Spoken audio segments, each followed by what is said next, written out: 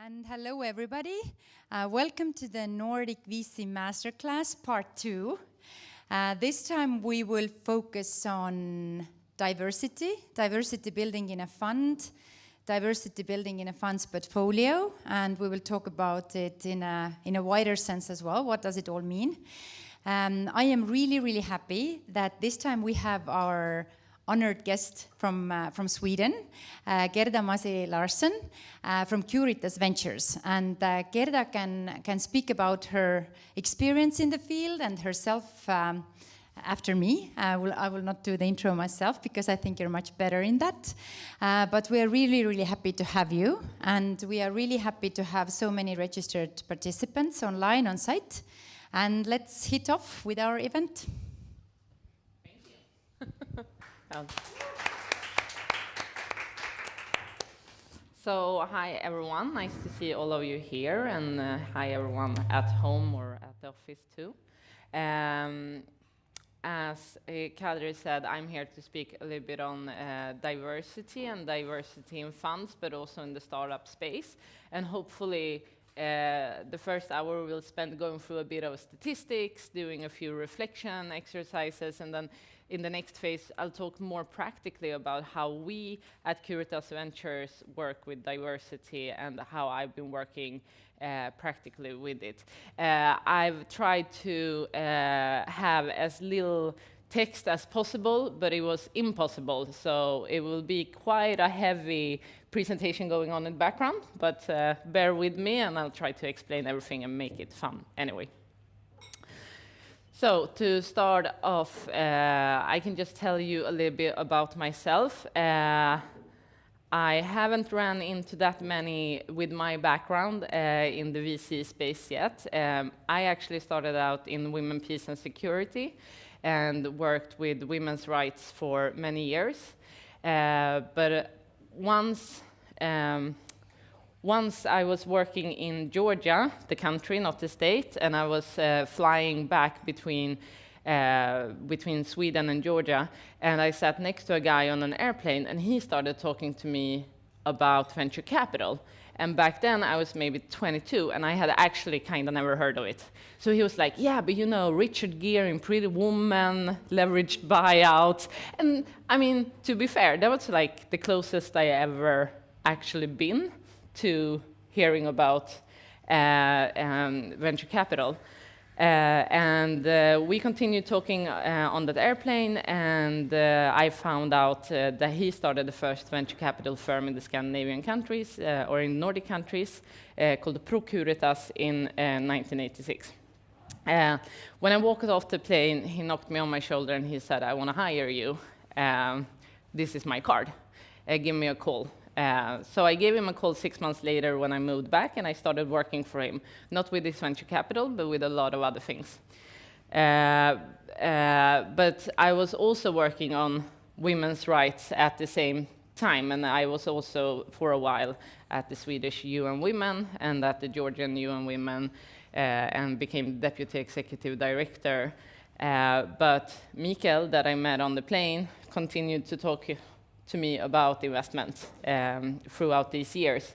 In 2015, I started my first own investment portfolio together with 2 other women, and it was called The Case for Her. And we invested female or deployed female capital into female consumer goods companies with female founders. So we called it a philanthropic investment portfolio because what we really tried to do was to get these questions on the global health agenda.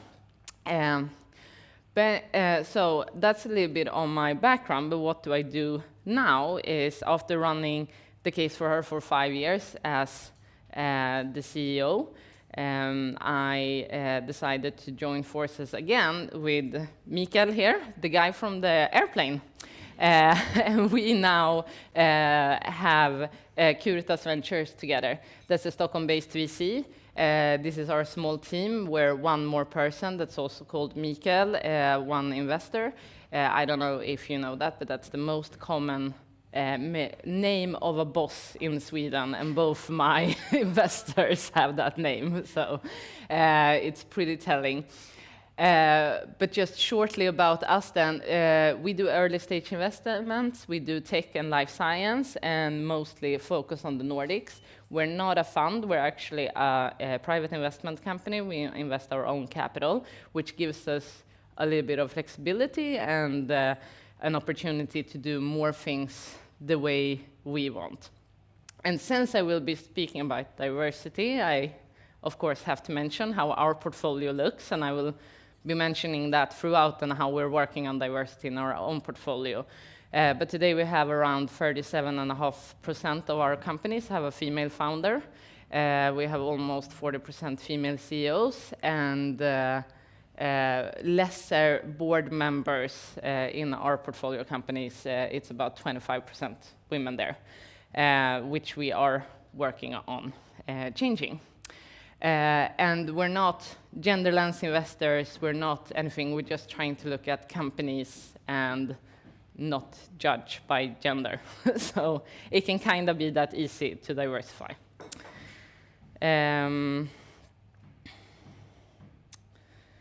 But I thought we could also talk a little bit about the definition of diversity, and why do I want to talk about that? Everyone thinks like, of course, we know what it is. But what happens in the VC space is that usually we end up talking about gender. And that's because we're not measuring well enough and we don't have enough data to actually talk about real diversity. But I thought we could just like in this room, please feel free to just like scream out, like, what is diversity? What can be? Ethnical. Ethnical, yes. More ideas? Age-based. Yes, yes. Age and, yeah, a lot of nationality. Yeah. Experience, for sure. So it can be a lot of different things, and we need to think about that if we try truly to, if we're trying to truly diverse. So what these are some of all the things that you said. So what I try to do, and this sounds sometimes very, very simple, but I think we often forget to do it, is there's a concept about grounding yourself that's called rooting and shifting.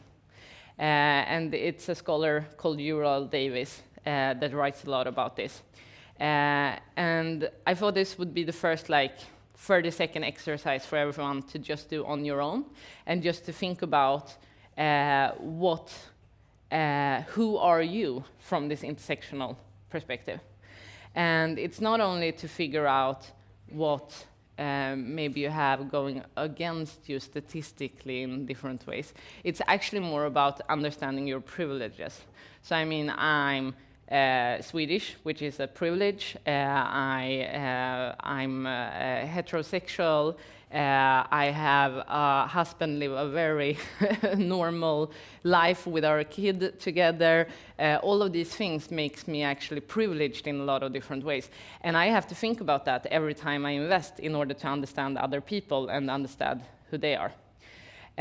So based on kind of the list that we had before and the things we said also in the room, like nationality and age and so, just take like 10 seconds now in your head and think about a little bit about who you are. And at home too, or at the office.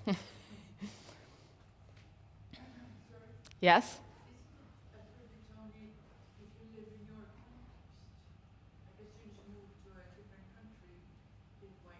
Yeah. That can be, yeah. So, I mean, nothing, none of these things are stable in that way. That's very true. And I mean, it's the same with age. It can be good to be young sometimes. Sometimes it's bad to be young. It depends. If you're a new startup employee, maybe it's good to be young. If you enter a boardroom at the same company, it can be bad to be. Yeah. So that's a good question. Yeah. But I think what we should do, what I'm trying to say is like, you should always try to ground yourself in who you are, and because that's a very important part on how you see diversity.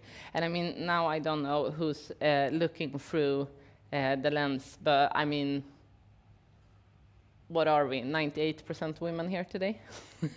Maybe. And why are we here and we're women and talking about diversity? Probably because we feel that it has affected our lives in different ways, being women.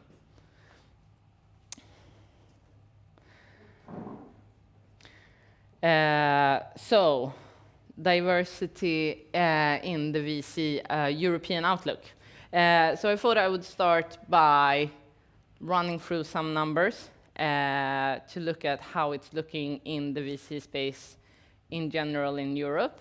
I do have some statistics from Estonia, and if Startup Estonia is here, if there's any updated figures, please feel free to just call them out. These numbers are from 2021 that I've found so far.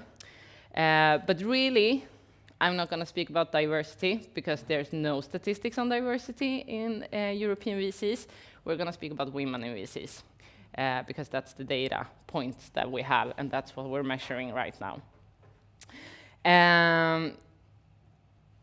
Just so, if this gets sent out, you know, these are good links, reports that you can use and read. It's from Experia Venture and Conventional Venture, and also European in VC, which is a great organization to join if you want to work with more venture capital women. But let's start by thinking, like, do we care about diversity? Is it even an important thing for us?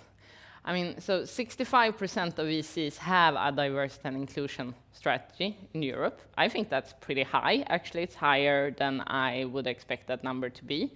That they say influence their investment decisions. But we will also see in the statistics that it doesn't influence them hard enough, because then it would look very differently. The people that fund us and fund the funds, they are interested in diversity and inclusion. But only about 8% of VCs report that they're often getting questions around that. And 52% that they are never or rarely asked. So still, the fund of funders are not doing a great job pushing. I mean, money speaks, no? So the more money you have, you can influence others to push through. So do we care about diversity? I would say yes and no today. I would say that in a lot of companies, there's people that care about diversity, but there's not that many funds that go out and say that they are actively working on it in this sense. So, who makes the decisions? Does anyone know how many of GPs are women and male in European VCs? Or can you guess? 2%. Then it's actually much better than you believe. That's good, that's good. Actually, 85% of VC GPs are male. So about 15% are women. But we can also see, and we will look at that statistics too, that at the junior level, there is 50-50. So there's something that happens that we need to continue work on.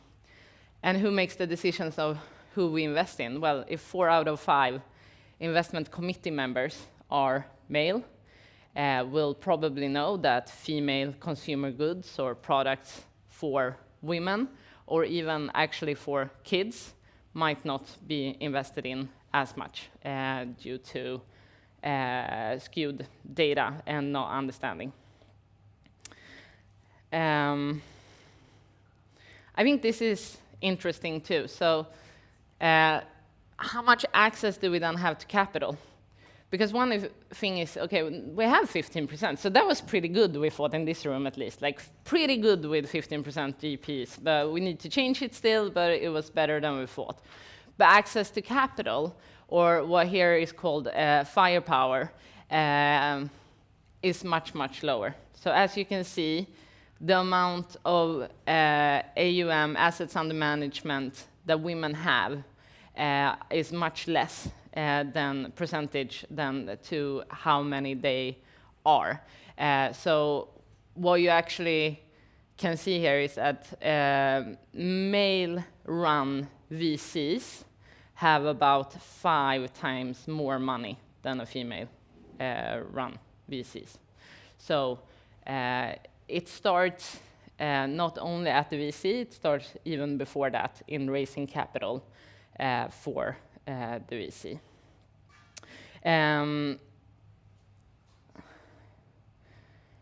And this is also reflected. So it's not only that women aren't holding 50% of the seats.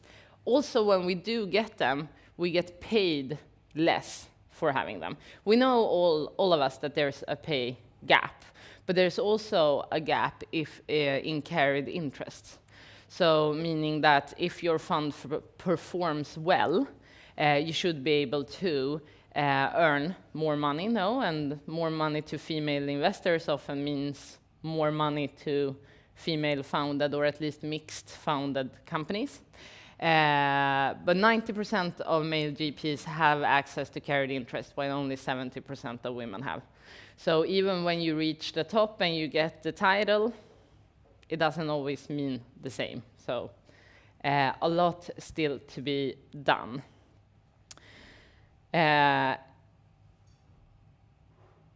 So in conclusion, kind of on that, like the glass ceiling is real. I think in this room, people are nodding, people feel it and know it. But if you then look here at junior positions, mid-level positions, senior positions, and general partners, you can see how the increase in men and goes down quite rapidly, the statistics on women. And then I get the question, oh, but this is new data, so junior positions haven't been that equal before. Well, yes, it has for quite a long time now. We should have seen a difference. So I think this is a really interesting statistic. I think here in the CE region and in Estonia, it's 27% women on junior level, so it's a little bit lower than the statistics in Europe, but we should definitely see more general partners and mid-managers or senior positions that are female here too. Yes? No, I'm an attorney. The statistics for attorneys is pretty much the same in Estonia, so the 20 Sweden is like partners and equity partners. So in legal in women, so it's the same, yeah. Yeah. Legal, like Law firms, yeah. but the junior level is actually like women and are already. A microphone appeared here, so you guys will be able to hear better the next questions. No, but I think it's quite common in a lot of places or in a lot of different businesses. And of course, women often get blamed for this ourselves, saying that, oh, but women want to prioritize family, or women want to, you know, but never are people reflecting and saying, we built this in such a male way, it's not welcoming for other types of personalities. So, like, we have to think about that. White men often created the system, and that's who it's built for. So, you know, shifting that can also shift positions, but that means giving up power, which we know is hard to get people to do. I actually got the question the other day. I was at a dinner, and an investor said to me, he said, like, but Gerda, tell me one company who says they don't want a woman on their board. Well, I can't give you a name of any company that says, I don't want a woman in the board. But then I challenged him back and said, tell me one company where there's 5 guys on the board and one is willing to step down so we can have a woman. And he was like, ah, okay, now I get it.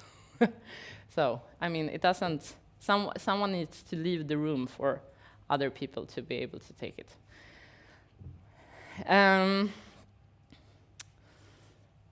So, what are the kind of key takeaways from how it's looking in women in VC then? I mean, there's a lack of gender diversity among investors. I think that's something we can say for sure based on what we've seen here. And the gender gap becomes more, the more power you have, or if you have the power to actually write a check, it goes down now. It becomes more and more male. So even though I think in Sweden we have about 27% women in VC, only 5% of them can write a check, which is pretty low. And also, there is a funding gap for women in this space. So approximately 3% of VC funds are women-led in the CEE region, and 81% are male only, and the rest are mixed. So there's definitely a raising capital issue, I would say. So that takes us to kind of our first stop, and just doing reflection. I think it's good that if it's 10 minutes combined with a bit of also reporting back here. So if you take a few minutes, and if you're at home, please, or on the screen or digitally with us, please, you know, do the exercise too if you are close to a coworker, or do it by yourself, and just like take a few minutes, reflect on how it looks in your VC or fund, or if you're from a startup, you can also think about how it looks from there, and also think about if diversity could in any way be beneficial. So here people are sitting in groups, so I'll just, well, we have one sitting alone. Here are 2 people if you want to join their group.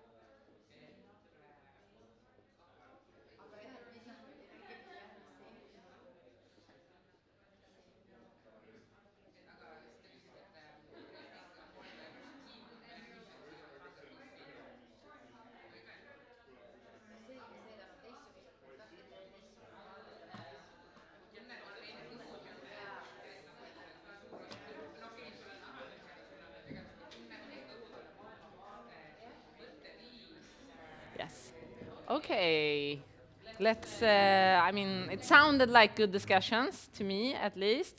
Can maybe just 2 groups before we move on? Someone that wants to volunteer and tell us a little bit about what you talked about in your group.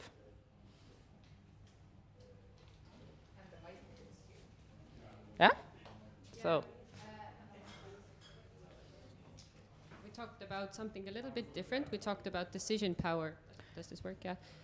We talked about the decision power in funds, which it seems that in Estonia, whether you're a junior or you're a senior, it doesn't really matter. Everybody has the same vote right, mostly. But maybe in other countries it doesn't work like that. Okay. So you're saying that it's more equal between junior and senior positions? It seems so. Yeah. That sounds cool, though. Yeah? Kadri? Yes, I can start. So here's EstVCA, there's EstVCA and there's Startup Estonia, so those leading organizations. And we reflected that actually our boards, like just even the organizations that support the management bodies or like who are doing the work are very strong women. But the boards are usually consisting of men, even in the like support organization level or development organization level. And just as a statistical point, in Estonia we have in EstVCA 8% women. So out of 282 members that we have in EstVCA, 18 are women. So it is already a devastating number, and we're not even talking about LPs or GPs. And Kadri has even worse facts there. So anyways, of course, we talked about how we would benefit from having more diverse groups. But yeah, so how to solve this? Kadri, you have an answer for that? I wish I did. Yeah, but of course we discussed it would be more, I mean, always to have different people with different backgrounds, with different sort of look at things. It would be so much more beneficial. Yeah. Luckily in our board there is one very strong lady. So we have in the operating sort of team 2 women, and then in the board 1 woman. Of course, like overall our board meetings are really good because we really sort of argue and then get different viewpoints. But in general in VC funds in Estonia, the situation is not great. Yeah, yeah. I think it's not only in Estonia. We can definitely say it's a European, if not a global issue. That's very true. But let's move on to talking a little bit about diverse teams raising capital then, because now we talked about who's investing, but also what's important to look at is, of course, who's getting investments and why does it look the way it does here. And just as a reminder then, 65% of VCs did indicate having a diversity and inclusion strategy. However, if we look at the investments, 1% goes to all women teams. And I mean, it's interesting here also to think about that. It doesn't matter if I use 10-year-old data or data for last year, because it's not moving. I mean, it's been at 1 or 0.9 or 1.2. It's not actually moving at all. But we do know that approximately 11% are mixed teams, so a little bit better, but still 88% of the funding goes to all male teams. So I think that this reflects on 2 things. I mean, 1, of course, there's a lot to be done when it comes to investments, but 2, also diversity and inclusion strategies aren't being utilized in the way that they should, and they are maybe used sometimes to raise capital rather than to be a working document that you use throughout your investments. So a couple of statistics mentioning Estonia. I think this is interesting. Diversity and company creation. So what you're looking at here are all women-founded companies, startups or mixed teams.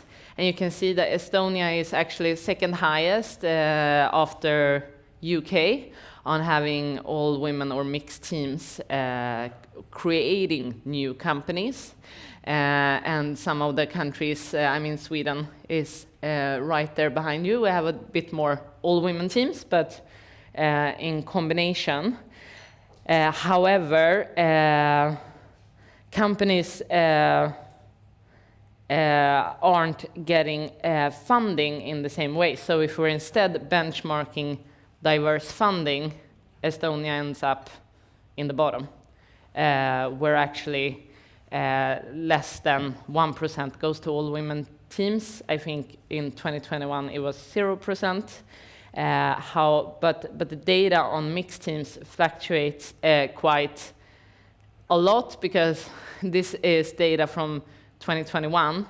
But if we go back to 2017, Estonia has the greatest statistics ever, because there was one big company, two big companies, I think, fundraising, that had mixed teams. So then 66% of all the funding in Estonia went to mixed teams. But that was 1 year, and then unfortunately it dropped down again.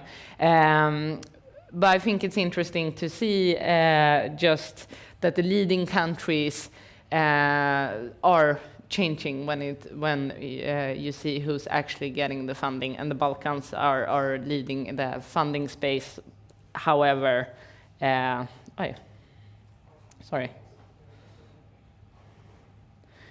if we look at the Balkans here, they're in 4th place. Sorry. Yes. On the statistics. So there's countries comparing to a group of countries. Yes. So what's with that? So what's with us?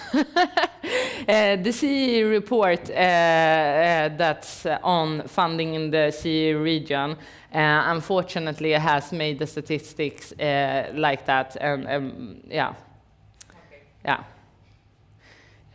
And I don't know if it's accessible more Estonian data if I wasn't searching only in English, but I've been trying to find most updated data. And this is from the deal room.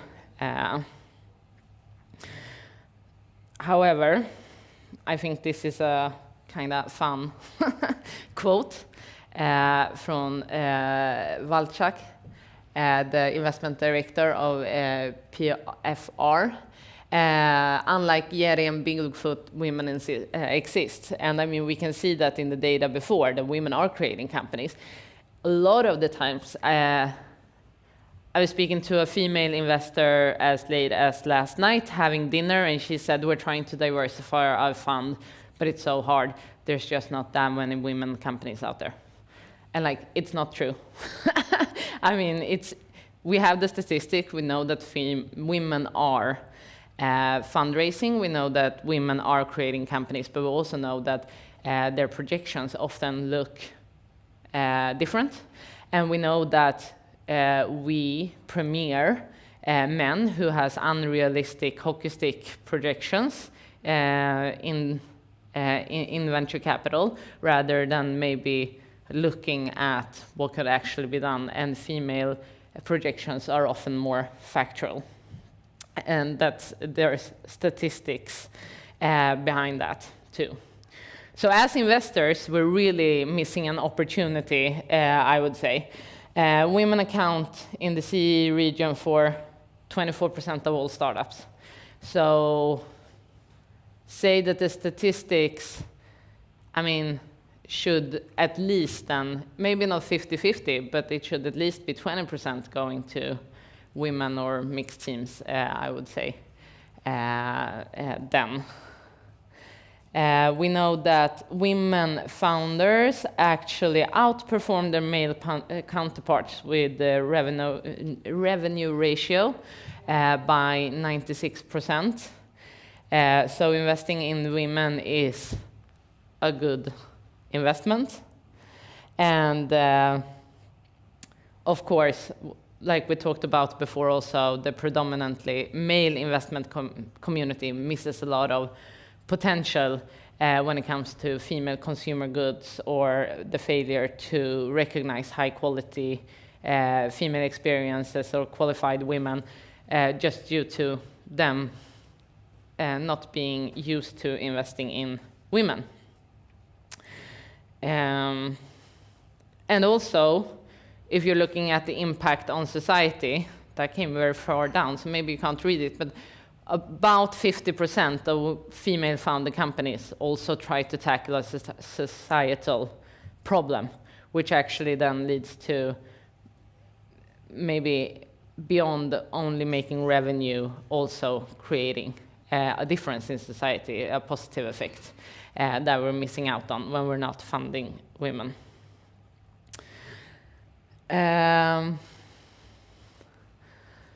So this I find interesting too. So, I mean, no one can say that it's not a good case to invest in women. So I met a guy once in Sweden who has invested in maybe 100 companies, and he said once to me, he said, I invested in this female-led, female-founded company once, and then they started fighting, and then they liquidated the company, so I don't do that anymore.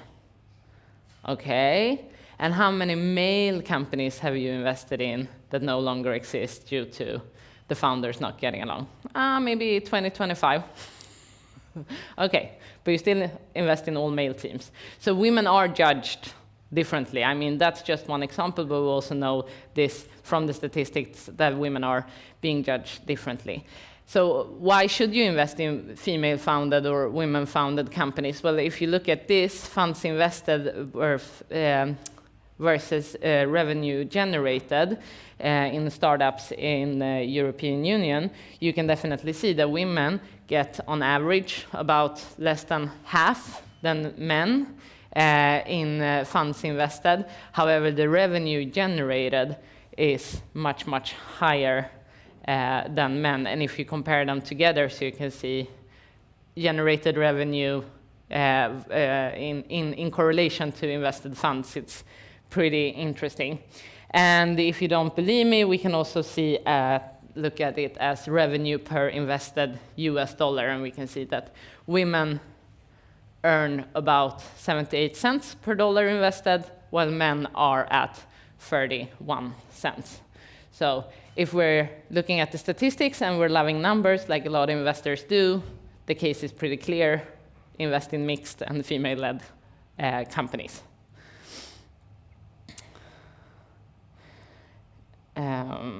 So, in conclusion, I mean, you already know it, but it's a bias issue. I might not have to say it, but it's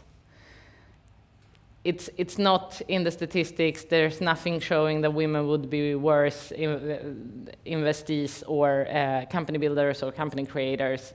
It's just biased. So a few just takeaways from this part, and there is an unfair division of capital. We can see that. We know that little capital gets deployed to all women teams, but they exist, so we can leave that question behind, kinda, if there are any female companies to invest in.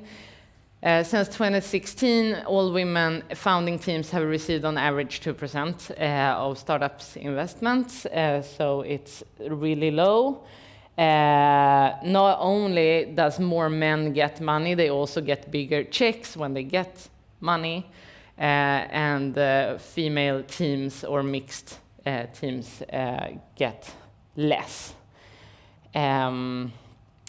But as we stated in the last, women-founded startups generate more revenue per euro invested, or US dollar we looked at, actually.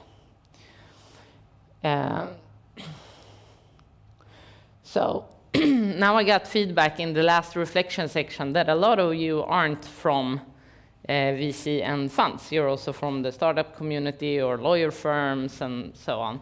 But I think we can still reflect on this. So a little bit about maybe your company in general then, and reflect a little bit on the diversity there and how you work on it. But also, I think it's an interesting question that we talk about a lot at Curitas Ventures, is what is a female founder and how should you define that? Because co-founder as we see it, is also a title you can trade for or you can ask for. And how should we define female founders in order to really reflect what's going on in the company? So let's do the groups again, and we'll report back here in 5 minutes. Is that fine?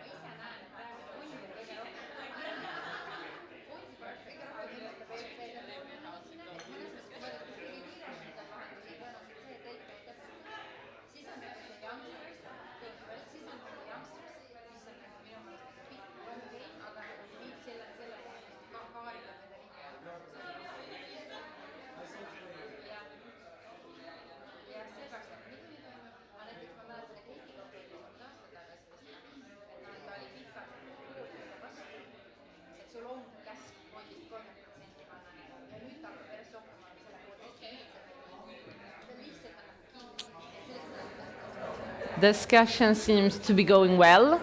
I can hear it bubbling in the room. Should we now the groups? Woohoo! So soon it's time for a break, and you will get to continue the discussions. But before we move into a bit of a break, how long should that break be, Kadri? 10 minutes. 10 minutes, okay. So before we go for a 10-minute break, let's just reflect back a little bit on the discussions that you had. Maybe one of the groups that wasn't speaking before.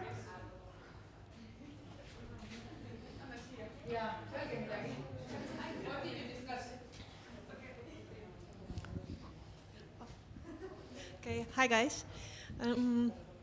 We were discussing, what is the ratio in the companies between women and males. So I pointed out my example. Like we have in my startup, we have a very small team. It's only 3 of us, and I am the only female, and my 2 cool guys that are with me. So I pointed out that in our company, we managed to create kind of a safe and a good environment. So sometimes I didn't even think about it that there's a gender, inside. So we're kind of even though I'm not CEO. But anyways, like we managed to do it. So we created a startup venture studio basically, and the parity between female and male when we are filling our portfolio. This is one of the things that we want to take a look at, and give a preference to female teams. Yeah. Interesting. Thank you. Does someone else that had any? Yes. So maybe a little bit of a controversial opinion, but what we discussed was that all female teams maybe aren't the greatest option either, the same way as all male teams aren't the greatest option. So there's definitely something to gain from having both views at the table. I don't know what your opinion on this is. I think that's a great reflection. I think, I don't think per se that all female teams are the best in any way either. I mean, a mixed team, a diverse team should be the best. But I think what you can see is that there's a bias against all female founded teams that we need to shift. But of course, it would be amazing to see a 60 or 70% of mixed teams instead. That would be really great. And people building companies from the perspective of knowledge and what you're good at rather than gender. Yeah, for sure. And I think in this kinds of conversations as well, it would be so good to see more men in the discussion, that it's not just women talking to women about women. Yeah. But in the same way as I wouldn't recommend a man to go on a panel where there's only 6 men, I wouldn't recommend a woman to do that either. Yeah, no, that's true. We did have a discussion in the group. I don't know that I joined, or if you want to comment on that, or if I should do it. So, that was also on what count as a female founder and co-founder. This is a discussion that we discuss a lot at Curitas Ventures, and that's due to we can see that the co-founder title is something that people ask for when they start working at a company, but it's not always reflected in the cap table. And for us, it's really important. So our statistics that I mentioned in the beginning would look much better if I just looked at women with a co-founder title in our investment portfolio. But for us, it's important that it's actually ownership, because that's also, I mean, in the end, you do have a board of a company, and hopefully it will be gender equal and diverse. But above that, it's the owners that actually set the true agenda for a company. So if you're not a part of the owner group, then you're not setting the agenda for a company, for example. Okay, let's take a little break. It's 2 minutes past 1, I'm gonna say here. Yeah, so let's gather back at 12 minutes past then, and then we have had a 10-minute break, and then I will be talking a little bit more about how we actually work in Curitas Ventures and in other funds that I've seen to make a difference. Perfect. Yeah, to you guys.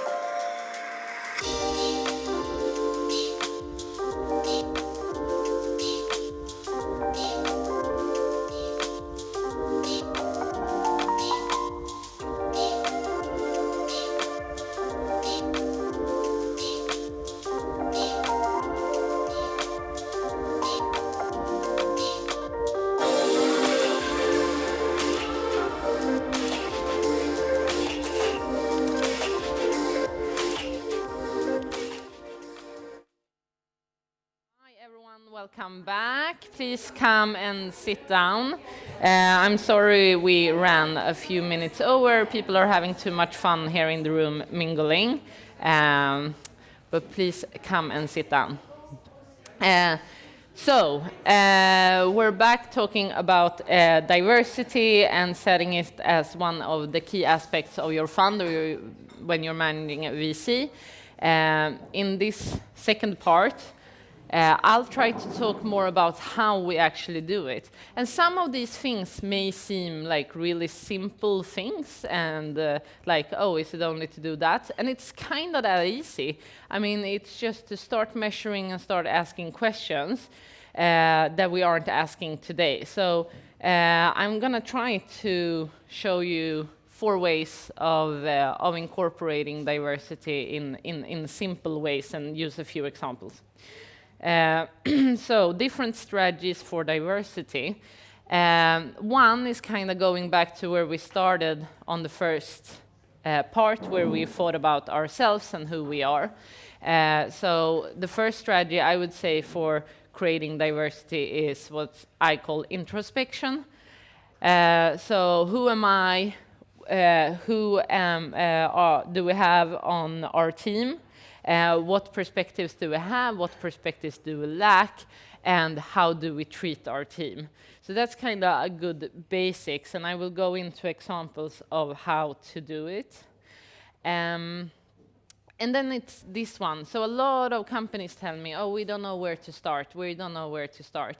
They want to write a policy document that's 50 pages long, and it should include everything. And I don't think that's the best way to start. So the best way to start is just to start by measuring. And when you measure, what's interesting is that you can actually see your own biases. And I will go deeper into all of these along the way here.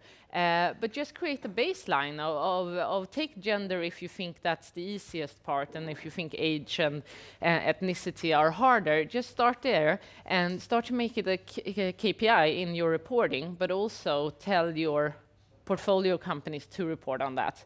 It has a huge signaling value.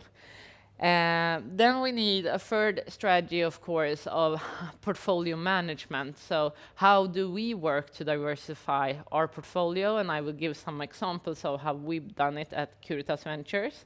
And it's a lot about who we recommend and support, because people listen to us as a fund or as a private investment company, but as a VC, you know, you do hold a lot of power.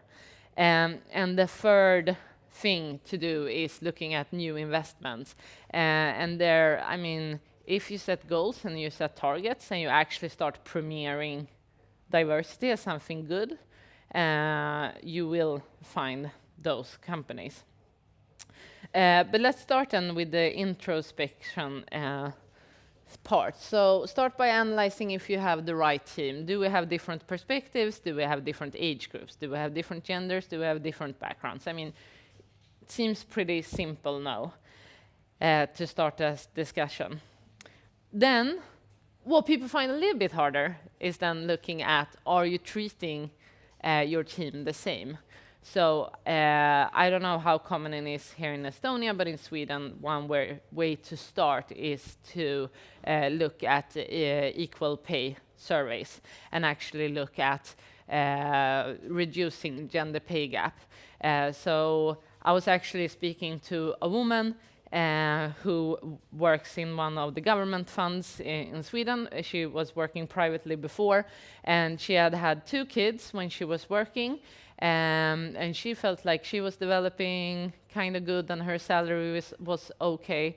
And then they did a equal pay survey, and it showed that she earned 40% less than her male colleagues during the same work. And of course, they raised her salary directly up to the same level as the men, but they did not even know that they were doing that. They hadn't seen that because they never measured the statistics.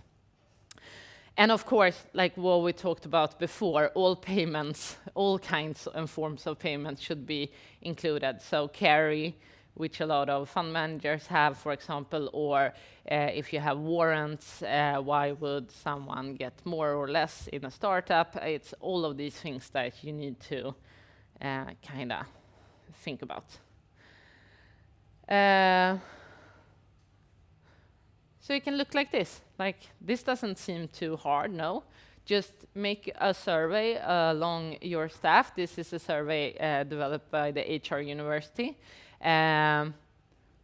Like, do the company respect individuals and values? Does the leadership in this company encourage diversity? I mean, these can be quite basic questions. Just get to know your internal team and see how people are feeling, and again, call out your biases. So a great place to start. And then just start by measuring. As I said, we don't need long, complicated documents. These are like simple questions we ask startups that pitch to us before we invest.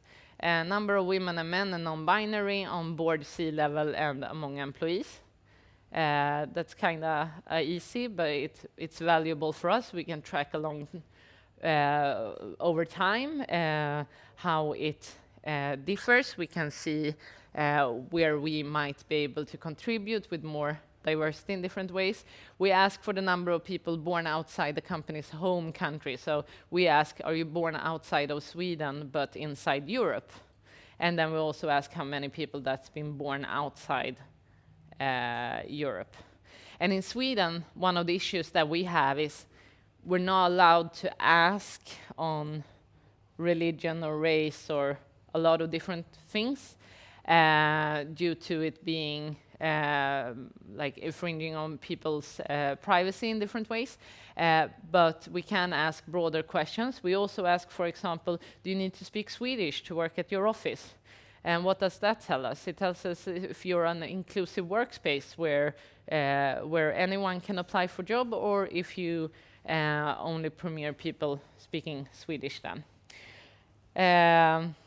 Another thing that we started doing is ask for self-assessments on visible and non-visible disabilities. We don't ask them to specify what it is, we just ask them. I know Swedish funds who also ask things like, were you raised by a single mom? In order to look at class and background in different ways, and also ask a lot deeper questions.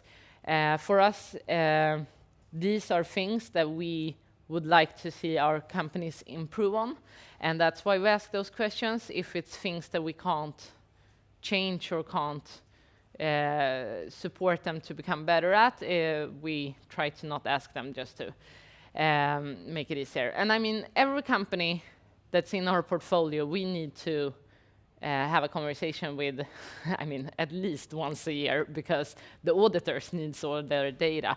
So we have just included these kinds of questions in an annual survey that goes out. We ask for the revenue for last year, we ask for what profit they made, and we ask for how many women that are on their board.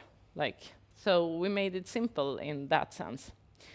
What I can tell you from experience is that the more gender equal the companies are, the quicker they are to answer.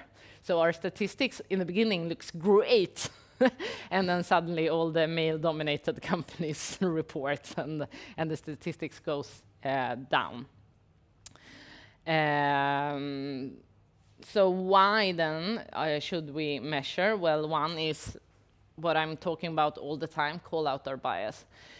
So one way that we also try to call out our bias is that not only are we looking at the companies we invest in, we actually looked at who pitches to us. So a way for us to not be able to say that, oh, there's no female companies out there or mixed team companies out there, is that we track just in an Excel file, like a spreadsheet, the company, the name of the company, and how their gender balance looked when they pitched to us. And then we can see in the end of the year, when we look at our investments, if we're staying true at least to the pipe that we're getting. And since we have one female CEO, that's me, and the female CFO, Gabriella, my coworker, we actually get a lot of women applying for or looking for us as an investor, because more women or mixed teams tend to want to have a more mixed investor base. So that's one of the things we do. I mean, investors and startups are in the line of innovation. So why don't we innovate on this? Why don't we try new things? So here we're saying, no, there's a standard, we're going to follow it, but all we do the rest of the time is talk about disruptive technology, transformative technology, and all of these things. So yeah, I see our measurements as a baseline from where we can innovate. Sometimes it feels so silly when you write these PowerPoints, because it's like, yes, we know, but like there's no reason not to measure. And a lot of people say, oh, we don't measure because it's too hard on the portfolio companies. They don't have time to sit and answer all our questions, all of this. I mean, they have 5 minutes. It's all it takes if you have a good spreadsheet. Then it shouldn't take longer than that. They know who works in the company, they know who's on the board. And of course, at least in Sweden, and maybe it's the same here, we could also go and look at the board composition. I mean, there's an official website where everything states, but I think it's better with the self-reporting, because what happens then is that every time we send this survey out, we tell the companies in our portfolio, this is important. Like, we care about this, and that makes makes a better mark than to just ask them, or to just find out ourselves, I mean. So when we did our first gender survey at Curitas Ventures, we saw, as I think I said in the beginning, that we only had 25% women in board positions, but we had a lot more women in the companies, and we had a lot more female CEOs. So we started thinking about how we recruit people and how we made it differently. And we could see directly that when someone asked us to recommend a CEO, we always said, go out, do an external search, find the best person.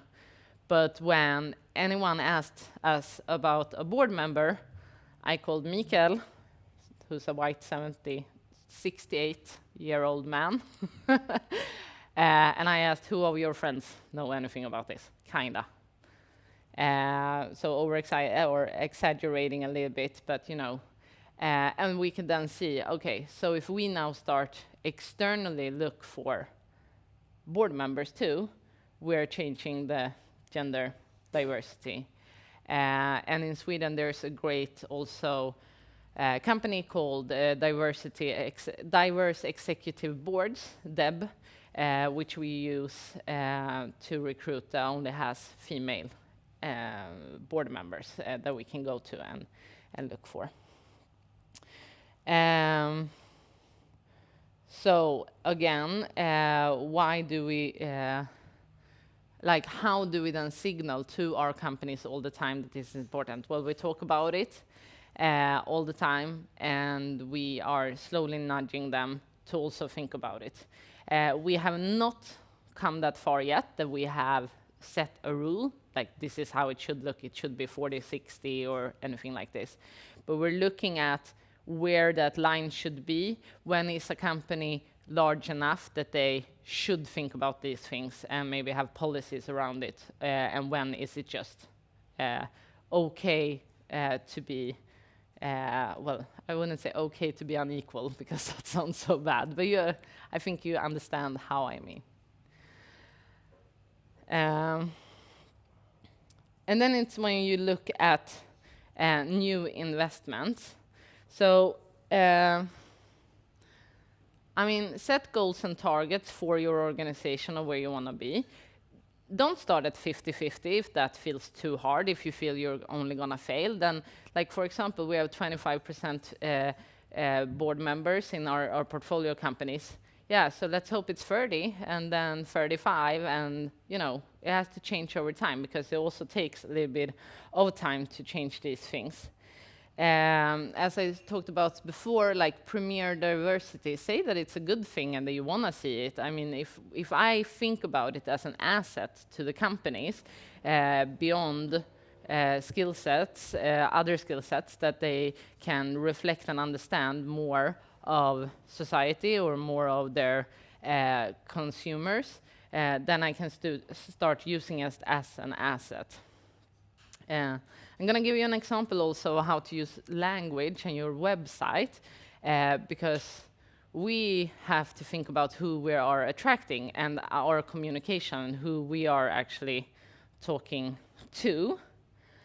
And also think about who is the face of our company, and when we describe success, who do we describe? So are you, as a fund manager, for example, talking about female successful companies in your portfolio, or are you talking about the male? And also, who gets to, for example, now stand on stage? I'm here, not our chair, talking about this. And that's also an active, it's not only that, you know, I'm passionate about these questions. It's also, he has actively backed off and not take speaking arrangements regarding these things, because it's important of who we show.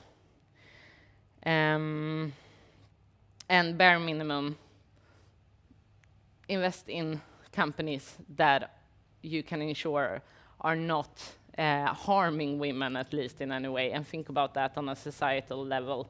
So that would be the absolute bare minimum. But as one example then, this is a Swedish governmentally funded VC. They've been working very actively with their new CEO, Peter, on revamping their webpage. And they said that they want 50-50 men and women applying.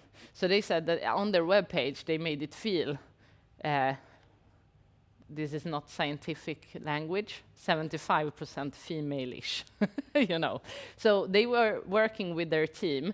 Instead of saying, you know, we want exponential growth, we want this, they look for unique, scalable innovations, a language that they tried with different groups and realized that women were listening more to. And if you look at their webpage, and you can also see that a lot of their female companies have dark backgrounds, which makes them feel stronger, while when they portray male teams, they have softer colors around them, which might sound like a simple thing, you know, but it's in these small things that we also can attract more diversity. And I can say as an example, from my own experience, so we were looking for new interns at Curitas Ventures, and after I received about 20 applications, I said it's kind of strange that 19 of them are guys, and I showed the ad to a girl that goes to one of the schools of economics, and she just laughed and said, like, yeah, I would never apply for that job. Like, not using that language.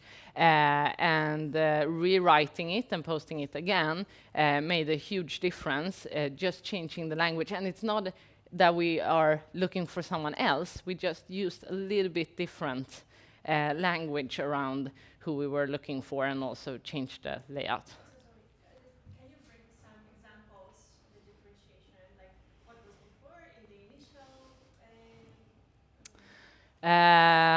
So we used words quite early on that was like, we want an ambitious self-starter, you know, running their own projects, blah, blah, blah. And when we changed it more towards the, like, in this team, we're a small team where you are a vital part of the team, which means taking on a lot of projects on your own and working independently. That kind of language was more female or more attractive to female applicants, I would say. So that's one example, for example. Gerda, do you see, like, when you look at startups pitching to the fund or meeting you, do you see a difference in the presentations or the way they present, when they're like female? Yeah. Or mixed or male? Do you see a difference? Are women different? When are they more modest? Are they So, yeah. Yeah.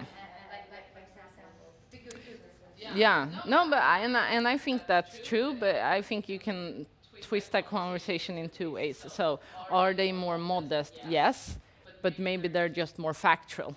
So, if modest means actually presenting something they know they can deliver on, yes, but I mean, still, I would say that a lot of the companies we have in our portfolio, I mean, everyone has a hockey stick growth, and everyone thinks that they can, of course, take over the world. Otherwise, it's hard for us to invest. So it comes a little bit with the VC space that you have to be high confident in order to attract money. That's for sure. And I think a lot of men have learned early on that they think they deserve this kind of capital, and they worked hard to get it, and there's another feeling of like belonging in this space and daring to say.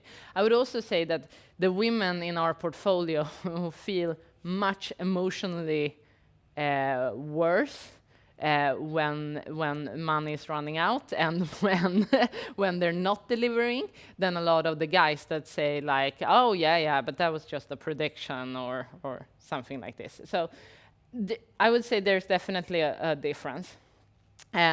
But I can also take an example. I mentioned it to two of the people here. So does all this work with diversity mean that we don't ever invest in all male teams? And of course it doesn't. We do invest in all male teams too.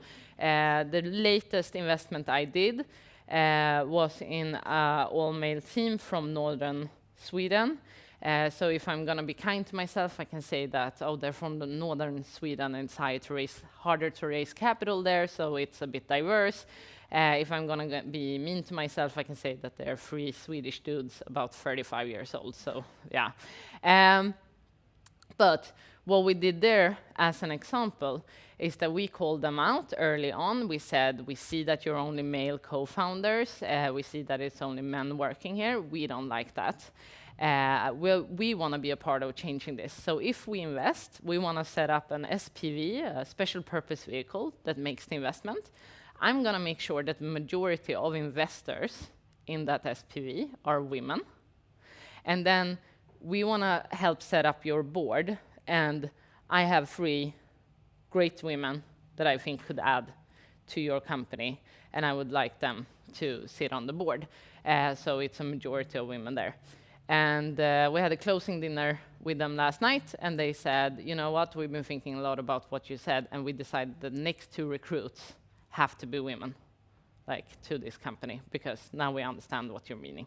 So that's one way of nudging the companies and also showing why we think it's important. And what we often do is we talk about the later stages when they might want to get larger institutional funds, and then they need to have all of this in place.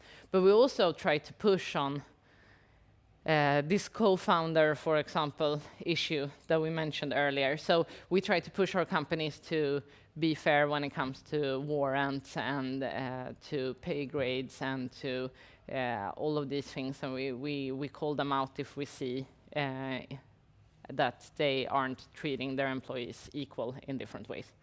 So that's a slow nudging all the time, and that's what I also mean with this long inclusion and diversity documentation is not really needed. It's that when you meet the company, you ask, oh, have you thought about changing this? Or when they recruit a new board member and you hear the name that they thought of the board member, that's probably Mikael, then you ask, oh, are you sure? Have you really looked?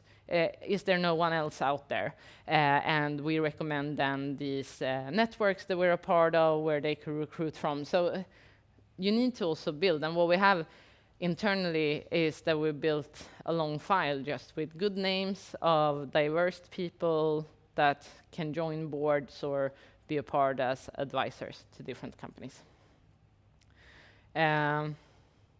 So I hope you felt that you got a little bit of thoughts about how you can do it. And when I describe it, like the measuring, looking at who you are, looking at who's getting paid what, I mean, it feels pretty simple, no? So I think everyone can do this. So as the last discussion part, I would like you to continue in the groups, and we can have a little bit longer discussion and report back here. And again, I'm sorry for the people joining digitally. I know it's a little bit of an issue, but I hope you can listen in. Let's say at, should we do 15 minutes discussion, maybe? So at 5 to 3, and we can report back a little bit. But what I want you to think about is, if you're not already working actively with this within your company, who do you need to convince in order for it to happen? Because for me, it's kind of easy. I started out by just doing it, and I could do that as the CEO. And then as I presented the data towards my team and towards my board, they saw that this was interesting and that they could use it to brag at a lovely dinner or to raise more capital or to do a lot of different things. And then they started working on it with me. But who do you need to convince in order to get started? And then reflecting on what we've been talking about all day, it would be fun to hear the 3 things you think that where you could get started. But if you already are working a lot with diversity and inclusion, you can just discuss 3 ways of deepening your work. Because as you see, we are still a lot on gender, for example. and need to continue diversifying our diversity work moving forward. So join in the groups again, and 15 minutes and we'll be back.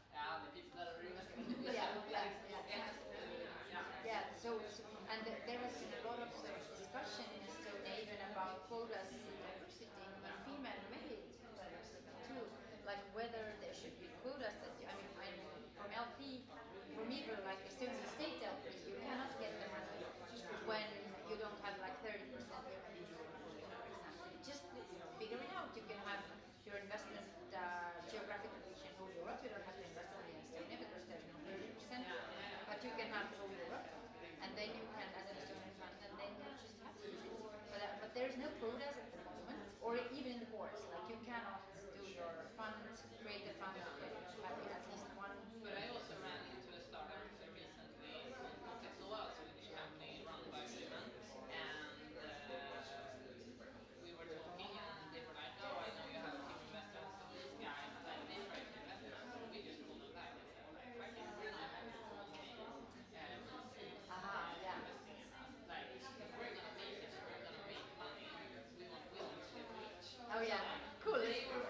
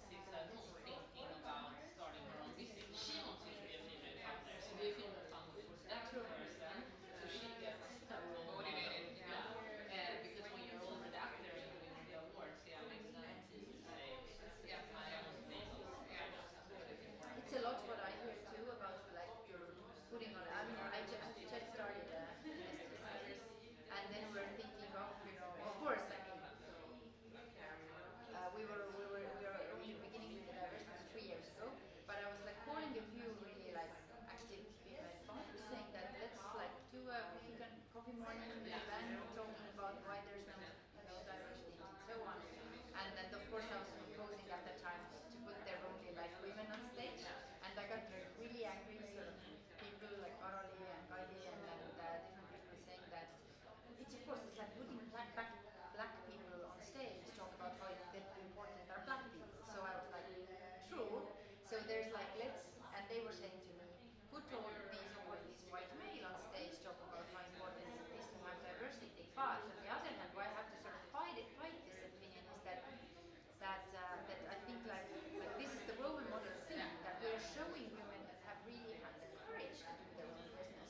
Or even like I have 3 kids, I get asked to come to schools to give to their school to give lectures about what I do. I used to be in marketing, so I went there. I haven't had time to go now, but to talk about, for example, VC to the elder like 10th or 11th grade students. They want to know what they could do in life, and I think it is really good to go as a woman.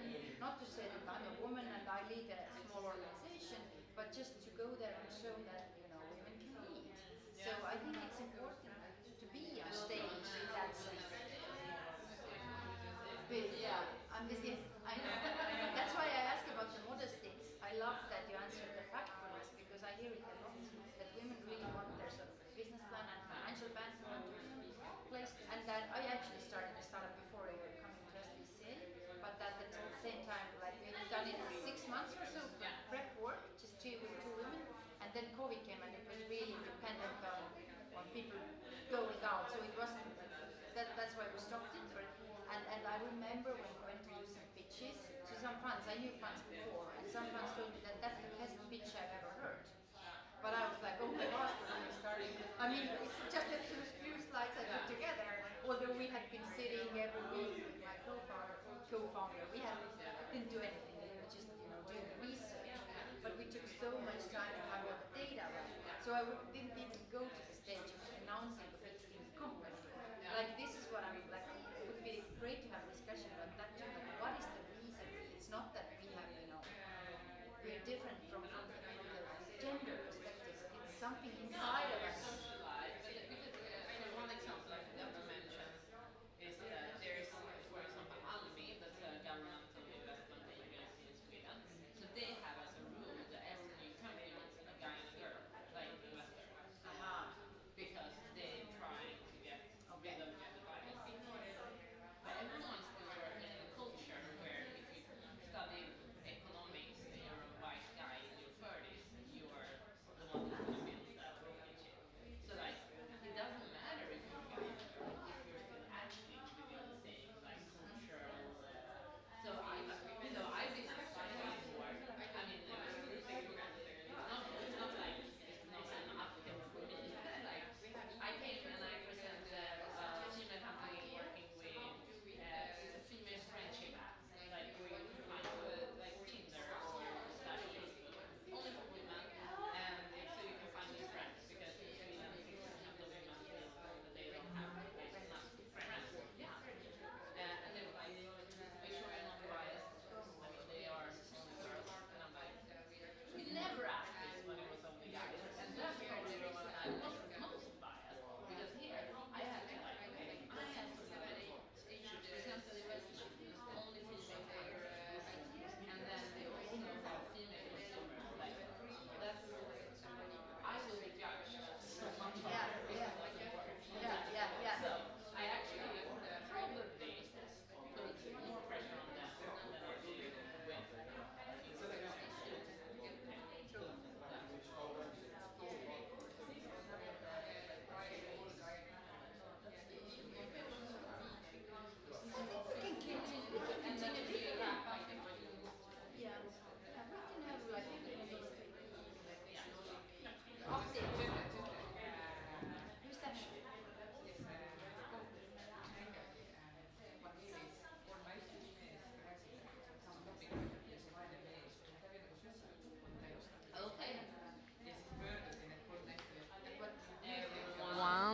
Let's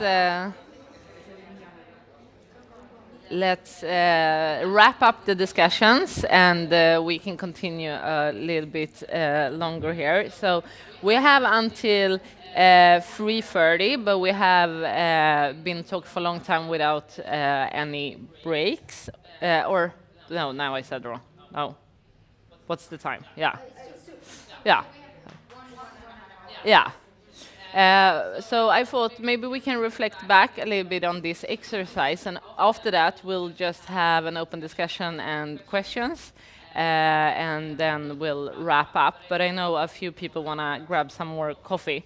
At least the people being with us digitally might have had a bit of a break already. But I joined one group that had great discussions. I don't know if you want to start by reflecting, or if anyone feels... Yeah, maybe very quickly. We thought maybe of like comparing it to when SFDR and impact investing and then the sustainability topic came. For example, for funds, it came through EU, through regulation, and everybody sort of, and we in the board had to take it on the table. Like, okay, guys, this is now on the table. Really, funds have to declare on their website. And then we were discussing, like, for example, diversity goes through all the areas in all the topics we discuss, and sometimes but it's not in our sort of one of our strategic topics just yet, like on the table each time. It's like goes through. So maybe it should be, when the question is who you should convince, is that maybe just it's not there because nobody wants it to be there. It's just that nobody has proposed it to be there. Sort of thought of organically for it to come through topics, but maybe it should be sort of just somebody, for example, me in our board, just to say it, like, let's put that too, and let's always find the angles, or let's like build around this topic. Yeah. So that could be maybe something that just, it's maybe simpler than you think, but sometimes it's just not, when there's no quotas just yet, Yeah. that are, for example, on the funds or on the startups, to really have in the board or in wherever, in partnership, the diversity or women, then I think the change would come from quotas, but I don't know if I'm the supporter of that, because that might be artificial too. So yeah, but for impact measuring, it came from SFDR. A lot of that came from basically the quotas that you had to. Yeah, yeah. But what you're saying is kind of just get started, put it on the agenda, and you'll start discuss it. Yeah.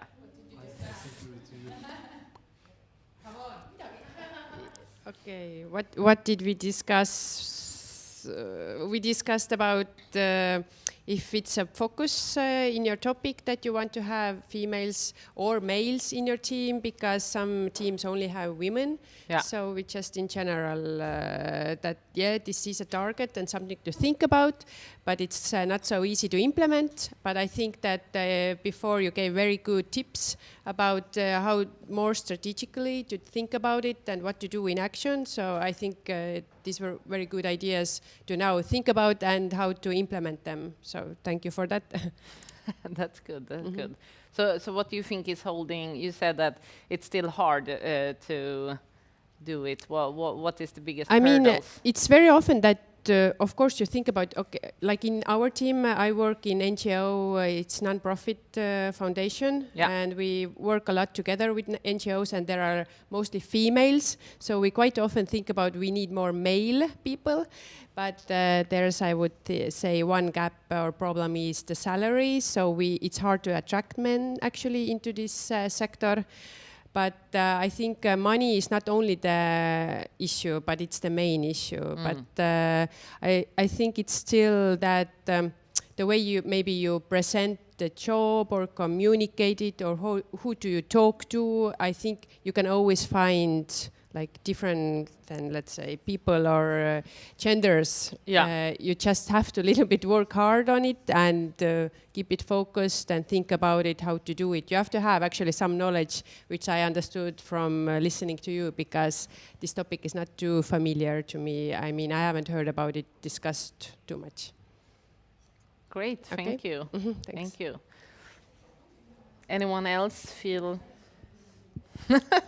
That's a no from down there. Yes. So I think we had a completely different discussion and we got more into different topics, but I would like to make some comments towards that. I think that the most important part is to involve the management, because none of us is actually from VCs, but we're all working in different organizations, is like having the understanding in the first place that something is wrong and that we have a problem. Because if we don't see that we have a problem, it's a nice to have approach. So we don't pay focus on. So it should be like must to have approach. And then especially when you have board members that do not have female representation, then firstly, they have to acknowledge that they have to take action. And then, as the previous speaker actually mentioned, is to bring the people who have the knowledge or the tips that you actually share this. So I think it's like a big spectrum of we can take action, but then we have to decide what is more relevant to us and how do we implement, how we can be more diverse, how we can be more inclusive. But first we have to understand that we are not. Like from last year and what we have done with the Startup Estonia and the diversity field, and what was my main understanding and struggle was that people were feeling that we don't have a problem, everything is okay, we don't have sexual harassment, we don't have gender violence in our working places, we are pretty good, we have women. Yes, you have women, but what is the role of the women in your organization and what do they actually do? So, yes. But I think that's a really interesting reflection, and that has a lot to do with like who has the right to sign a check in the case of my companies, or who gets to decide things. And a lot of the times you say, oh, we don't have any gender-based violence or sexual harassment or whatever, but maybe you never asked. So maybe you do have all of that. It's just that you have not created an environment where people step forward and say that. And I can say that working in this space, I mean, I'm happy that I got my board with me that backs me up when I get inappropriate emails or text messages or people commenting on how I look rather than my performance. And I just send it to them and they are like, okay, let's not collaborate with them anymore. And like having that kind of support is so important for me to be able to continue fighting. But it's very common also that, you know, oh, but he didn't mean it like that, or I'm sure it wasn't supposed to, you know, have come out that way, or, you know, all of these things that where we're protecting people in different ways. Just a short comment. So it is often said that the diversity is a really like difficult theme to tackle, but on the other hand, it's super easy. So it's all about KPIs in my mind. So investors are super practical, CEOs are super practical. Once it's in the KPIs, not only in the diversity and inclusion framework type of papers, then it's going to happen. So the thing isn't that we don't have females. The thing isn't that we don't have female investors or female founders. We have all of those aspects.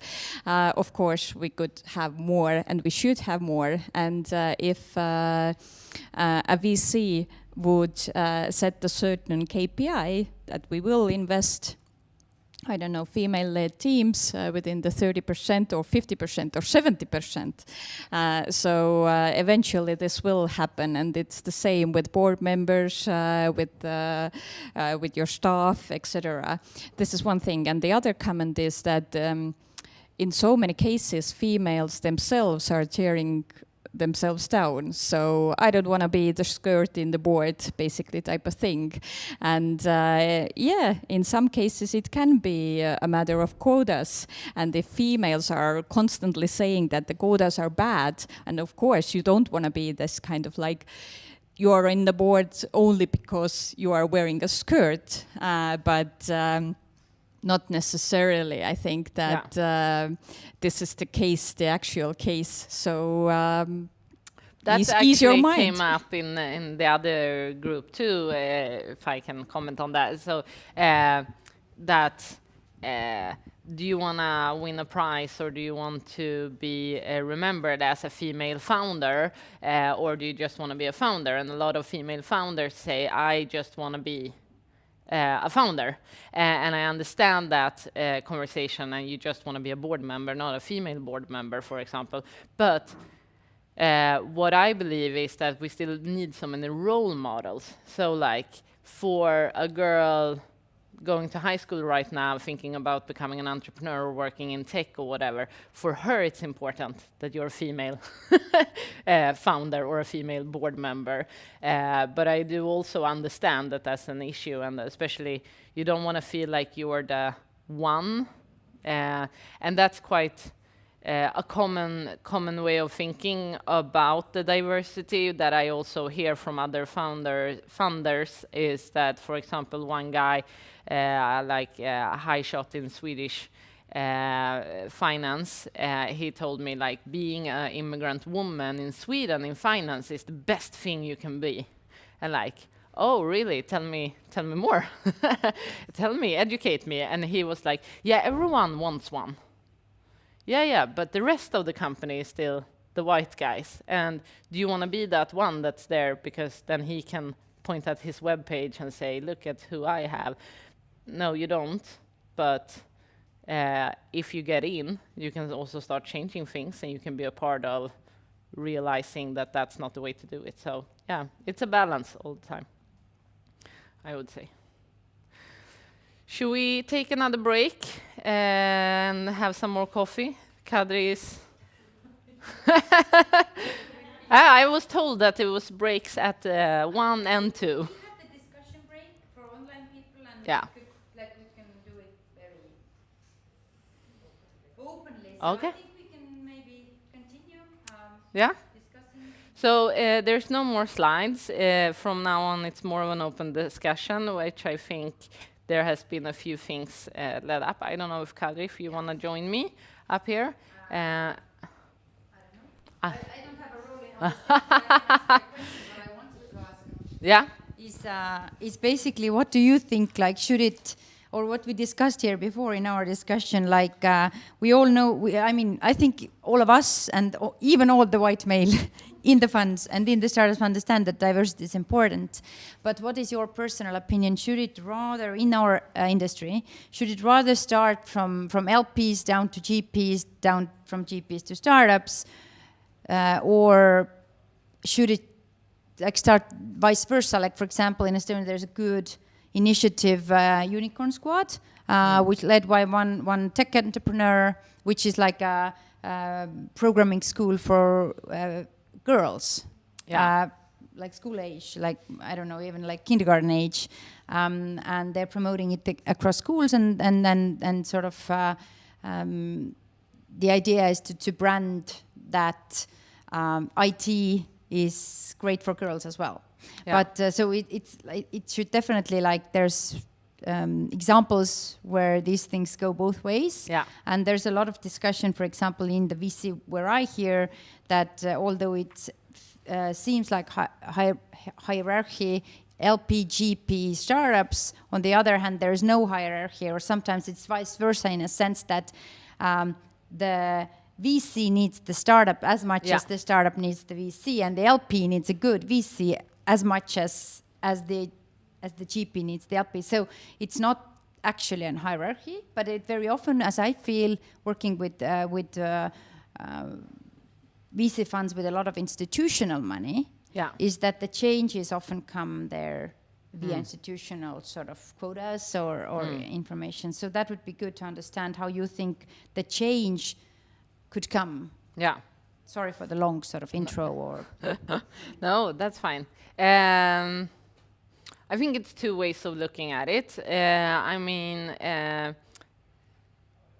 There's easier times to make differences. When something's already changing, it's a good time to implement change, no? So when you're taking in more capital to your fund, it's a good example when it's good to change your KPIs, no? Or when you invest in a company, you sit and have discussions and you have direct power somehow, and you can push some of these questions towards that company. So first of all, like that's one thing where I think as soon as you're going through some kind of a change or changing board or changing the CEO or anything, like that's a good opportunity to bring this up from within an organization. But then to your question, like should come from above, well, I mean, the easy way of thinking about it is like with money comes power, no? So money talks, and if money gets dedicated to certain things, it's a larger chance of that happening. And the issue in a lot of companies, which I know you discussed a little bit around your table, is also like, is there funding to do this also within the organization? You know, if you're making a survey, someone has to also make the survey. So do you allocate money towards doing it too? Because otherwise, we know that it's not going to be on the agenda moving forward. So who should it come from? Well, I think it's great if people holding the power and the money are the ones that push us for it.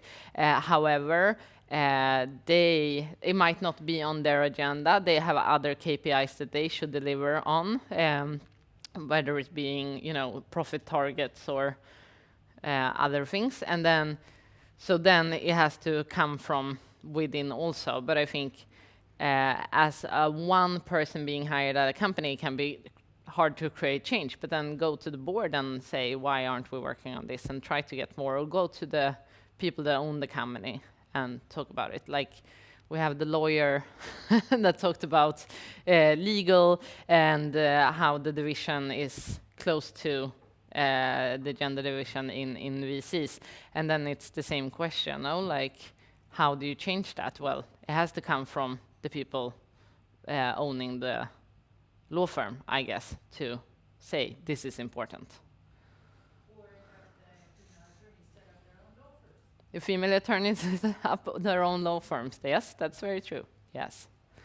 But I think, as an example from my life and what I've been working on before, when I worked at the case for her, we only deployed female money to female-founded companies, and then people ask me, but why did you change when this is like what's closest to your heart? And it was like this. I know that Wendy and Christina, my co-founders, are going to continue like kicking ass and doing a great job investing in female-founded companies without me. But if I work for these white men, I can start shifting their capital slowly. And that felt like a new challenge for me to look at it from that perspective. But I think both are equally like doing it, nudging from the outside and nudging from the inside are both needed in order to create change.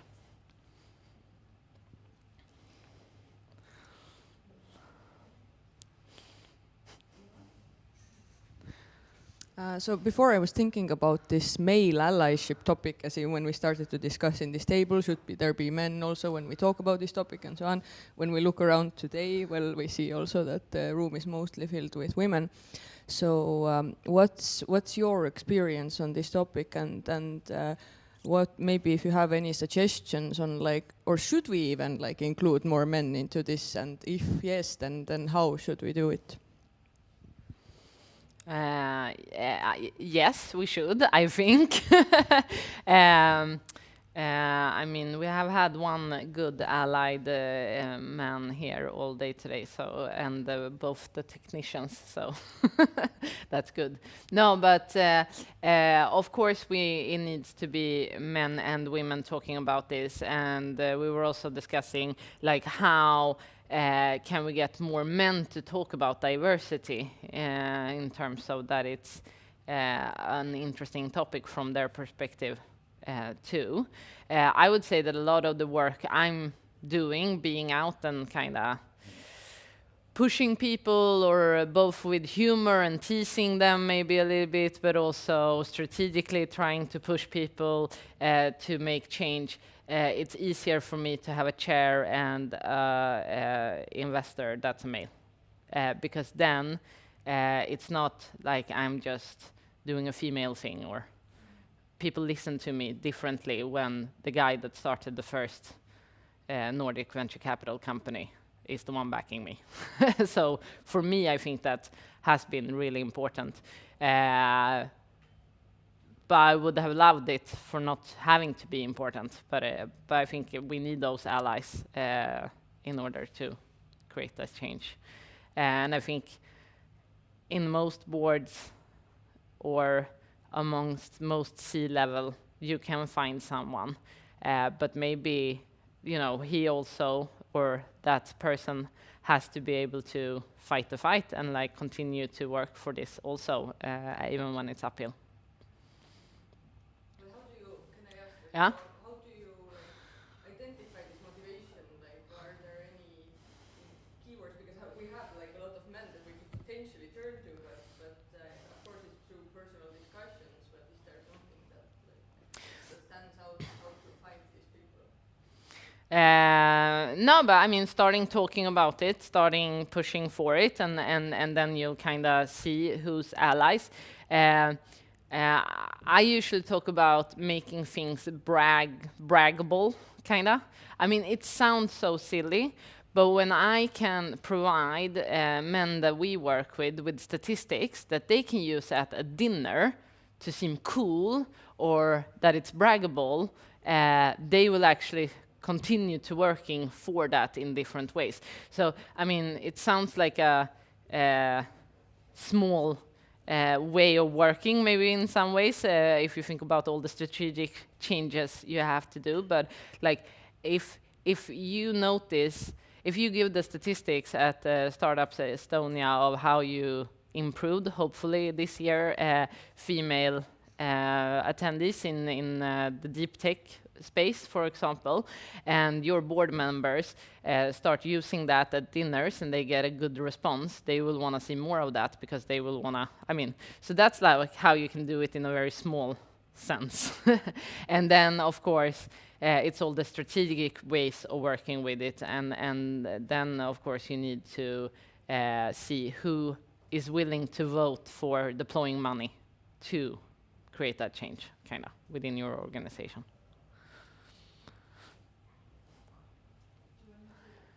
Well, I think it's best for the people at home if... It just because we're discussing what we discussed here, right? So I used to be a partner in a law firm that had multiple offices, including in Sweden and Denmark, and because the people on the website were alphabetically organized, one of the very front was in Abaya, a Muslim woman. And I remember so many reactions when people opened the website and like, oh, I don't know. This sounds like, this looks foreign. And then we were discussing here that in my team, and now I have my own law firm, which I set up about 2.5 years ago. And one of the team members is African with dark skin color. And I did... she did accompany me to the Bar Association annual party, being the first ever, I think, the first ever and only until now, dark-skinned lawyer working in a law firm in Estonia. We don't have the same perspective. Like with funds, you can give money and say like it comes with conditions. We sort of, I can't change the policies here in Estonia, or I can't change the how other law firms operate or how clients view. But what we had a discussion was about this, that every time there is a Zoom call and she switches on the camera, all the Estonians, you know, they choke up for a minute. You give them time. Okay, let's go now. So it is things, diversity is sort of, as you said, wider concept. Yeah. The Abaya, the religious Muslims, and also like the skin color. Women seems like so easy in comparison. Yeah. Yeah.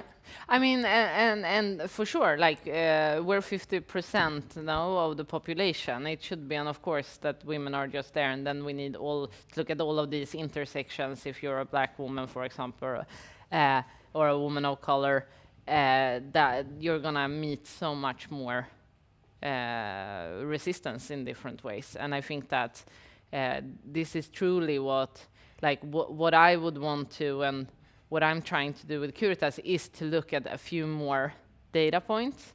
So it's not only about women and men, but also looking at, for example, ethnicity. And I think that, I mean, in Sweden, at least 20% of our population is born outside of Sweden. So, I mean, there you have to do a huge job, including because it's also 20% of the population that's not being reflected in a lot of society. Yeah, but I think, I mean, first, congratulations on setting up your own firm, which is definitely cool. Then we know if we need a female lawyer here in our lawyer-owned firm. But then after this initial reaction, it's also about how they treat your coworker now.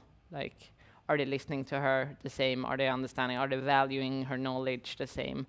And all of these things. And I think, you know, with time and meeting more people, of course, concepts of racism will hopefully disappear slowly, but we also know that there's a backlash in Europe when it comes to those questions, and also women's rights, so it's hard to say. Yes.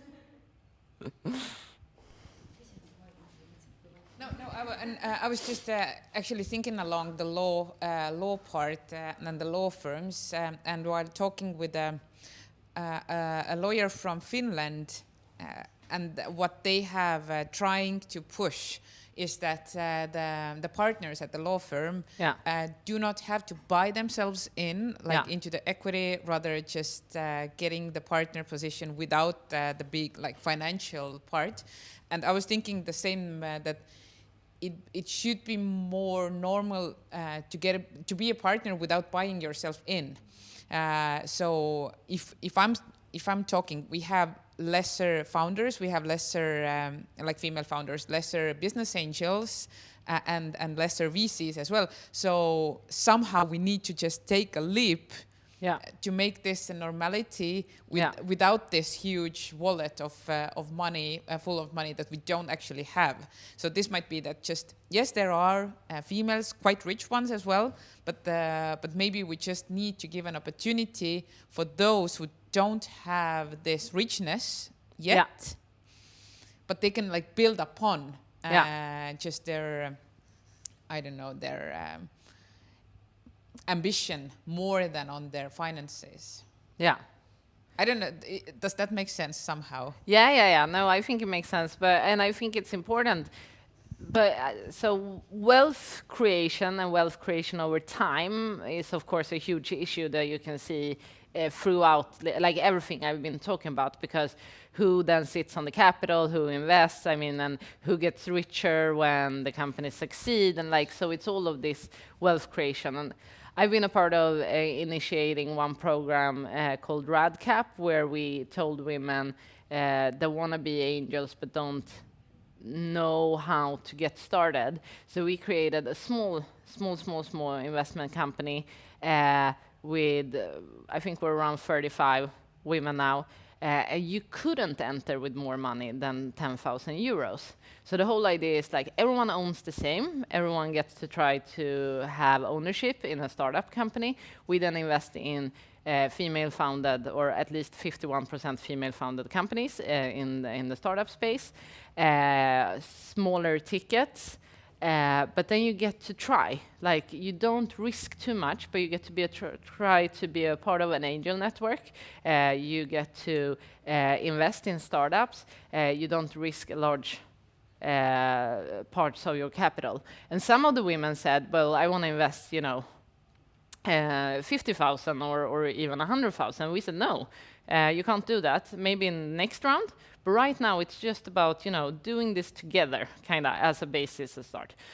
And some of these women might have more money moving forward, and then they will have already tried to be an angel investor, and some might just continue in this size. But like, I've been trying to figure out ways to do these things to just like get people to try, because I think that's often when it comes to at least angels, the scary part. But if women don't start angel investing and we only see men, that men's fortunes will continue to grow and women's won't, because the possibility, I mean, it's 100% risk going into any startup. Everyone knows that, but but it's still, the payoff can be much, much more than to have your money in the bank, for example. So I think, I mean, but it's a whole system. In Sweden, we don't have any tax on inheritance, which also has made social, economic,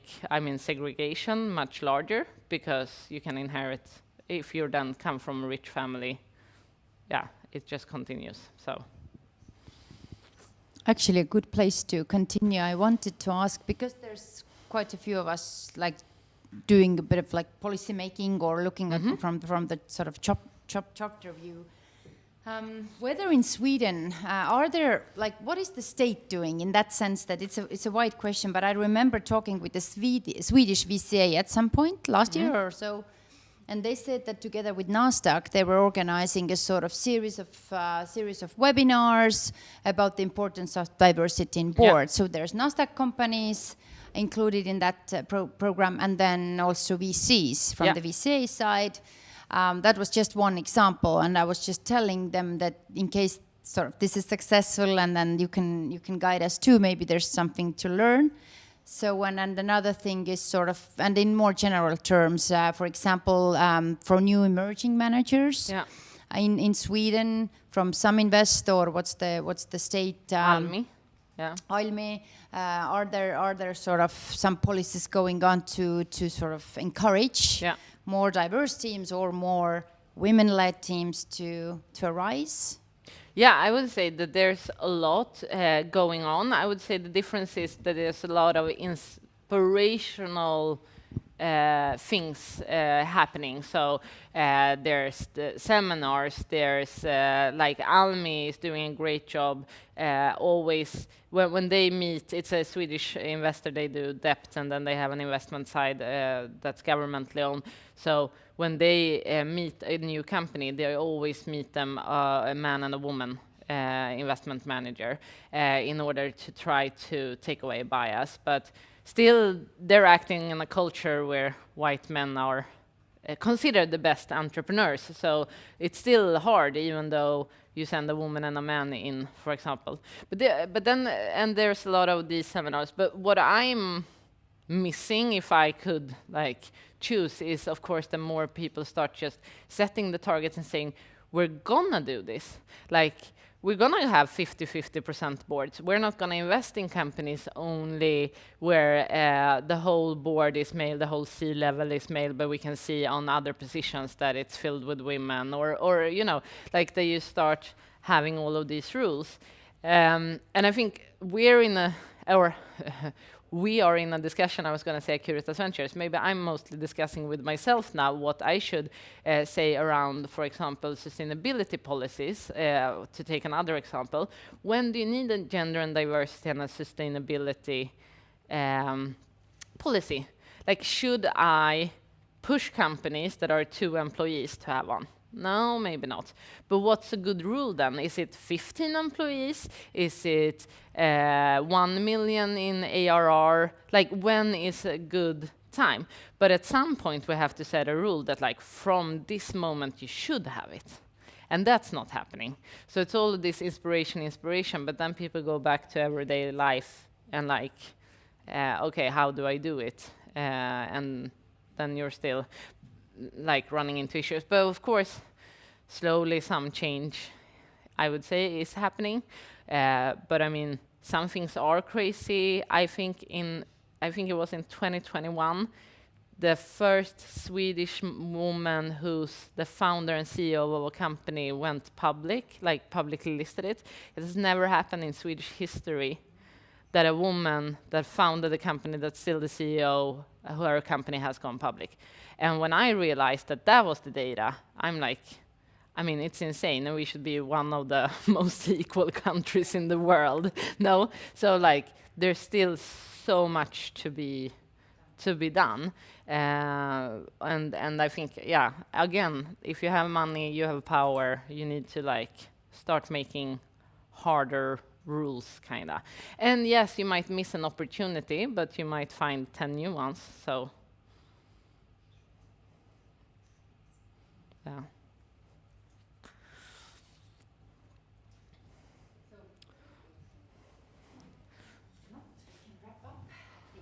Yes. And we can hang out and drink coffee and continue discussions. So I would like to thank you so much, Gerda, for coming and sharing your experience. Thank you, everyone, for coming here. Everyone looking at the event through screens. Yes. I think I can do a sort of shout out that if you want to contact Gerda, you'll find her. Yeah. It's here, contacts here, and I think we will continue working together. Yes. With the ecosystems, because we have additional plans we want to discuss. What should Sweden and Estonia together, for example? Yeah. So thanks for coming, and we will have our next masterclass in June. So stay tuned. And I can just add, none of what we're doing is a secret. So if you want a list with our questions or whatever, you just send an email and I'll send it right over. Perfect. Yes. Thanks. Thank you.